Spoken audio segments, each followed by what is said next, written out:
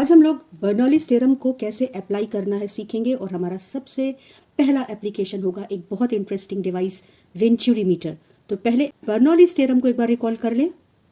क्या कहता है Bernoulli's theorem? It says that for an ideal liquid और फ्लूइड, और क्योंकि हम लिक्विड पर अप्लाई करेंगे तो मैं बार बार लिक्विड कहूंगी, performing streamline motion, ideal liquid and performing streamline motion, total energy of liquid, that is pressure energy per unit volume, kinetic energy per unit volume and potential energy per unit volume, इनका sum it remains constant along a streamline. Streamline क्या है हम पढ़ चुके हैं. So mathematically it is said that pressure energy per unit volume plus kinetic energy per unit volume plus potential energy per unit volume along a streamline will remain constant for an ideal liquid when it is performing streamline motion. अब apply कैसे करेंगे? हम streamline के एक streamline चुनेंगे और उसके 2 points लेंगे. इस पॉइंट पे टोटल एनर्जी ऑफ लिक्विड लिख लेंगे और इस पॉइंट पे टोटल एनर्जी ऑफ लिक्विड लिख लेंगे और फिर दोनों को इक्वेट कर देंगे. वो चाहे इस तरीके की वेरिएबल क्रॉस सेक्शन वाली ट्यूब हो और चाहे एक दूसरा इंपॉर्टेंट क्वेश्चन आता है वेलोसिटी ऑफ इफ्लक्स का, तो इस तरीके का एक कंटेनर हो जिसमें नीचे होल हो और लिक्विड इस तरीके से फ्लो कर रहा हो. तो हम एक स्ट्रीम लाइन चुन लेंगे, ये या ये वाली, और इस पर कोई 2 पॉइंट्स ले लेंगे, चाहे ये दोनों चाहे ये दोनों. दोनों पे टोटल एनर्जी ऑफ फ्लूइड लिखेंगे और फिर इन्हें इक्वेट कर देंगे और हम अपने सोल्यूशन तक खुद ब खुद पहुंच जाएंगे. तो आज वेंचुरीमीटर में कैसे अप्लाई करना है देखते हैं. क्या है ये venturimeter? It is a device which is used to measure rate of flow of fluid. अब क्या है रेट ऑफ फ्लो? मतलब रेट ऑफ फ्लो का मतलब है volume flowing per unit time. और कैसे मेजर करते हैं किसी पाइप में rate of flow of fluid? By measuring pressure difference. ठीक, इसको भी समझेंगे. इसको किसने डिवाइस को इजाद किया था? एक अमेरिकन इंजीनियर ने, लेकिन उन्होंने फिजिसिस्ट वेंचुरी के नाम पर इस डिवाइस का नाम रखा. अब ये डिवाइस कैसी है? ये डिवाइस एक इतना ही बड़ा, आप समझ लो कि इतना बड़ा एक छोटा सा पीस होता है. इस पीस में वेरिएबल क्रॉस सेक्शन वाला एक ट्यूब है. ये जो बीच का सबसे छोटा हिस्सा है, सबसे पतला हिस्सा है, इसको हम कहते हैं थ्रोट. और ये जो पार्ट है इन दोनों की लेंथ अलग होती है. अगर पानी इधर से जा रहा है तो ये कन्वर्जिंग ट्यूब कहलाएगी और ये थोड़ी छोटी होगी, और अगर पानी यहाँ से एग्जिट कर रहा है तो ये डाइवर्जिंग ट्यूब कहलाएगी और इसकी लेंथ थोड़ी इसके कंपैरिजन में ज़्यादा होगी. ठीक, तो इसके कितने हिस्से हैं? 3, कन्वर्जिंग, थ्रोट, डाइवर्जिंग. अब इसमें होता क्या है? इसमें 2 इस तरीके से होल होते हैं. इन होल से या तो एक मैनोमीटर जुड़ा रहता है जो इन 2 पॉइंट्स पर प्रेशर के अकॉर्डिंग मरकरी की हाइट के डिफरेंस से प्रेशर डिफरेंस इन 2 पॉइंट्स पर मेजर करे, या इस तरीके से होल पे 2 ग्लास की ट्यूब्स लगी होती हैं जिनको हम पीजोमीट्रिक ट्यूब्स कहते हैं, और इसमें पानी प्रेशर की वजह से ऊपर चढ़ता है जब पानी यहाँ से गुजर रहा होता है. अब वो कितना ऊपर चढ़ेगा ये इस जगह पर प्रेशर पे डिपेंड करता है. तो क्योंकि प्रेशर का डिफरेंस होगा तो पीजोमेट्रिक ट्यूब में जो पानी ऊपर चढ़ेगा या लिक्विड ऊपर चढ़ेगा उसकी हाइट में यहाँ डिफरेंस होगा. ये डिफरेंस हाइट का मेजर करके प्रेशर डिफरेंस मेजर करते हैं. और क्योंकि न्यूमेरिकल में आपको मरकरी और पानी दोनों मिल सकता है तो दिमाग में एक इमेज बननी चाहिए, पिक्चर बननी चाहिए, इसलिए ये दोनों तरीके मैंने बताए. और अब हम चलते हैं कि इसका मेथड क्या है, ये कैसे काम करता है. तो obviously it works on principle of Bernoulli's equation. कैसे? ये आइडियल लिक्विड है. आइडियल लिक्विड को आप कंप्रेस नहीं कर सकते, तो through out the tube density same रहेगी, और वो तभी सेम रह सकती है जब जितना volume per unit time enter किया उतना ही volume per unit time exit कर जाए. तो चाहे वो ये पार्ट हो, चाहे वो ये थ्रोट का पतला हिस्सा हो, और चाहे ये पार्ट हो, रेट ऑफ फ्लो सेम रहेगा through out the tube of the venturimeter. तो हमने लिखा कि रेट ऑफ फ्लो 2 पॉइंट्स पर सेम रहेगा, वो 2 पॉइंट्स जो हम बर्नौलीज इक्वेशन लगाने के लिए कंसीडर कर रहे हैं. जैसा हमने सीखा है ना कि बर्नौलीज इक्वेशन या थ्योरम कैसे यूज करेंगे, तो हम देखो 2 पॉइंट्स सिलेक्ट कर रहे हैं. एक ये चौड़ा वाला क्रॉस सेक्शनल एरिया वाला पॉइंट और एक ये पतले क्रॉस सेक्शनल एरिया वाला पॉइंट. इन 2 पॉइंट पे रेट ऑफ फ्लो सेम रहेगा. रेट ऑफ फ्लो सेम रहेगा तो हमें इक्वेशन ऑफ कॉन्टिन्यूटी मिल जाती है कि A1 V1 A1 cross sectional area और 1 सेकंड में कितना डिस्टेंस ये वाली लेयर जो है वो बढ़ेगी आगे V1 डिस्टेंस, तो कितना वॉल्यूम यूनिट टाइम में यहाँ पर आगे बढ़ जाता है A1 इंटू डिस्टेंस V1, और इसी तरह से यहाँ A2 V2। तो इक्वेशन ऑफ कंटिन्यूटी कहती है कि for an ideal liquid which is performing streamline motion A1 V1 is equal to A2 V2, और यहाँ से हमने V1 या V2 किसी एक वेलोसिटी का एक्सप्रेशन निकाल लेना है और निकाल के इसको यहाँ पे छोड़ दिया। अब इन दो पॉइंट्स पर बर्नौलीज इक्वेशन लिखते हैं, पहले यहाँ पर और फिर यहाँ पर। तो क्योंकि ये हॉरिजॉन्टल ट्यूब है तो अर्थ से इसकी जो पानी की हाइट है वो हम मान सकते हैं कि इक्वल है 1 पर और 2 पर। तो हमने कहा कि जो पोटेंशियल एनर्जी है रो जी एच यहाँ भी और रो जी एच यहाँ भी, तो यहाँ पर हमने उसको रो जी H1 और H2 लिख रखा है, लेकिन बाद में हम इसको इक्वल कर देंगे तो पोटेंशियल एनर्जी दोनों पॉइंट पर कैंसिल हो जाएगी।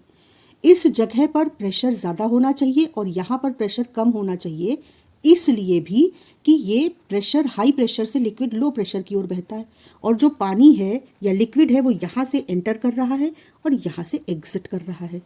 तो हाई प्रेशर यहाँ और लो प्रेशर यहाँ P1 और P2। तो यहाँ पर प्रेशर P1 लिख दिया और पॉइंट 2 पर प्रेशर P2 लिख दिया। रो जी H1 H2 हम पहले ही बात कर चुके हैं। अब काइनेटिक एनर्जी के लिए यहाँ मान लो वेलोसिटी V1 और यहाँ पर V2, तो half rho V1 square half rho V2 square. तो टोटल एनर्जी पॉइंट 1 पर हो गई, pressure energy per unit volume, kinetic energy per unit volume and potential energy per unit volume. और सिमिलरली पॉइंट 2 के लिए भी टोटल एनर्जी लिख दी। अब H1 H2 हम डिस्कस कर चुके हैं बराबर है, तो पोटेंशियल एनर्जी का एक्सप्रेशन चला गया। तो अब हमारे पास बचा प्रेशर एनर्जी और काइनेटिक एनर्जी लेफ्ट साइड में भी और राइट साइड में भी। अब P1 माइनस P2, P2 को इधर ले आए और ये काइनेटिक एनर्जी का टर्म राइट साइड में ले गए, तो P1 minus P2 is equal to half rho V2 square minus half rho V1 square. P1 minus P2 को एज इट इज लिखा रहने दो, यहाँ पर हाफ रो को कॉमन ले लो तो V2 square minus V1 square आ जाएगा। अब आगे बढ़ते हैं, V1 स्क्वायर और V2 स्क्वायर में V2 को V1 के टर्म्स में लिख दिया। जब V2 को V1 के टर्म्स में लिख दिया हमने, तो A1 upon A2 into V1 यहाँ पे लिखेंगे और फिर V1 स्क्वायर को भी यहाँ से कॉमन ले लिया। अब आपके पास A1 square upon A2 square minus 1 bracket के अंदर बच गया। P1 माइनस P2 को जरा हम वेंचुरी मीटर ट्यूब को एक बार फिर से देखते हैं। इन दो पॉइंट्स पे प्रेशर डिफरेंस हाइट के डिफरेंस से रिफ्लेक्ट हो रहा है। अगर ये पानी है तो डेंसिटी ऑफ लिक्विड कहेंगे, अगर ये मरकरी होता मैनोमीटर होता तो डेंसिटी ऑफ मरकरी, लेकिन प्रेशर ऑफ लिक्विड, और इसलिए pressure difference of liquid can be written as H density of liquid into G। H क्या है यहाँ पर? Height difference. देखो ये H1 हाइट, ये H2 हाइट और इनका डिफरेंस H है, तो हम यहाँ लिख सकते हैं कि H कुछ नहीं बल्कि H1 माइनस H2 है। तो pressure difference will be height difference into density of liquid into G। P1 minus P2 की जगह ये एक्सप्रेशन रख देते हैं, तो ये हमारा P1 माइनस P2 की जगह आ गया H density of liquid into G। अब हमें पता क्या करना है, हमको rate of flow of liquid पता करना है वेंचुरी मीटर की हेल्प से। और rate of flow of liquid को क्या कह रहे थे हम? वॉल्यूम पर यूनिट टाइम, और वॉल्यूम पर यूनिट टाइम का मतलब था area of cross section into velocity at that particular point. तो हमको असल में A इंटू V पता करना है, ठीक, और हमको A इंटू V1 पता करना है। क्यों?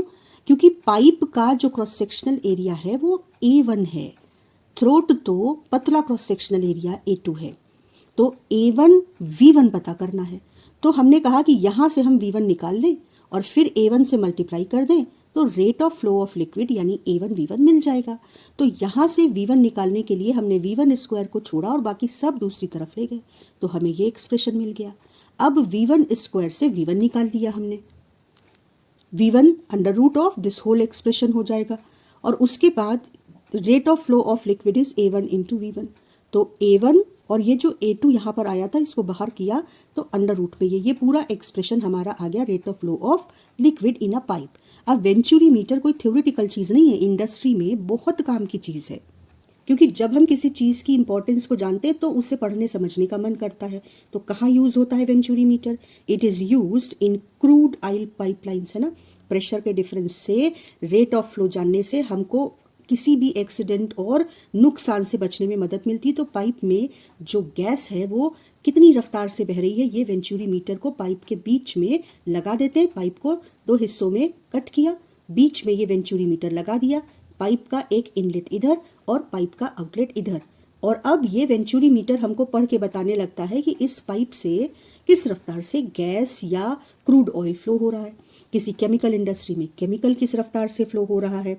इसके अलावा कार्बोरेटर में मिक्सचर ऑफ फ्यूल और एयर इंजन में सही मिक्सचर का रेशियो जा रहा है कि नहीं, ये भी वेंचुरी मीटर कार्बोरेटर में कितना फ्यूल और एयर का मिक्सचर जा रहा है ये वेंचुरी मीटर उसमें रीड करता है। और बाकायदा इस पे कंट्रोल पूरे सिस्टम से रखा जाता है कि इंजन सही से काम कर सके। और मेडिकल फील्ड में venturi meter rate of flow of blood through the arteries, तो मॉडिफिकेशन के साथ वेंचुरी मीटर मेडिकल फील्ड में भी यूज़ होता है। तो हम समझ सकते हैं कि काफ़ी इंपॉर्टेंट डिवाइस है और इसलिए ही ये हमको यहाँ फ्लूइड मैकेनिक्स में पढ़ाई जा रही है। और क्लास 11th में इसमें न्यूमेरिकल्स आते हैं, तो काफ़ी इंपॉर्टेंट है। जब ये लेसन हमारा कंप्लीट हो जाएगा फ्लो ऑफ लिक्विड्स में, जिसमें बर्नौलीज थ्योरम और विस्कोसिटी ये दोनों शामिल हैं। बर्नौलीज थ्योरम के एप्लीकेशंस, बर्नौलीज थ्योरम के न्यूमेरिकल्स और विस्कोसिटी के कॉन्सेप्ट्स और न्यूमेरिकल्स कंप्लीट हो जाने के बाद आप इस पूरे चैप्टर का PDF मेरे टेलीग्राम अकाउंट में, मेरे चैनल पर एक्सपेरिमेंट फिजिक्स विद प्रतिभा द्विवेदी के नाम से टेलीग्राम में भी हमारा चैनल है और उसमें मैं अपने सारे PDFs अपलोड करती रहूँगी। तो आपको इस टॉपिक का PDF भी मिल जाएगा, जिसका लिंक मैं यहाँ आपको दे रही हूँ और डिस्क्रिप्शन बॉक्स में भी दे दूँगी।